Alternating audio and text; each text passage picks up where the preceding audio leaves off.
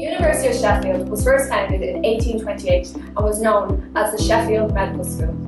Further to this, it has undergone two name changes: Ford College in 1879 and Sheffield Technical School in 1884. All these institutions merged together in 1905 to form the University of Sheffield, which it is now known as today. Between 2015 and 2016, over 27,000 students were enrolled at the university. These students were supported by over 7,800 employees. The University of Sheffield has been recorded as one of the best universities in the world, having reached the top 100 with a generated income of over 575 million sterling. An organisation refers to the overall vision of the organisation, how it operates as a function and the way it creates its values. However, the strategy of the university refers to the business model that they have developed in order to stay competitive in today's market. This strategy has two main aspects: innovation and people.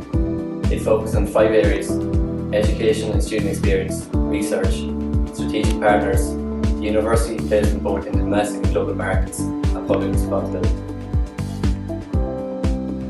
The university developed their HR strategy, people strategy, that they've named Talent First. The strategy promotes the idea of employees being at the heart of the company's strategic vision. Important to this idea is to create a remarkable place to work. The strategy's mission, vision, and values all align to create the perfect set of employees that are diverse, innovative, and in pursuit of excellence. This strategy is reflective of Ian Woodward's paper, A Global War for Talent. It contained a study into what is talent from an organization's perspective. Talent is a sum of skills, knowledge, intelligence, judgment, character, attitude, and drive. The above is considered desirable for talent, and all are encompassed under Sheffield University's Talent First Human Resource Strategy. The competitive advantage of a firm is derived from its resources. In Sheffield University's case, those resources are its people. Core to the idea of resource-based view is first identifying the firm's key resource. These resources must then fulfill the below requisites. Value. The resource must create value for the organization. Rare. The resource must be, by nature, rare or difficult to attain. Unique. It is important that the resource is difficult to replicate and so maintain the organization's competitive advantage. Non-substitutable. It is important that the identified resource is hard to substitute, otherwise competitive advantage is achieved by the firm may be short-lived. The University of Sheffield, through their HR strategy, regard their people as core to their competitive advantage. It is clear that they utilise the ideals laid out by the resource-based view. In order to uphold the power of the people approach that the university has implemented, it has adopted a process of horizontal integration known as bundling. Bundling can be described as the creation and implementation of a range of human resource practices in order to make them interrelated.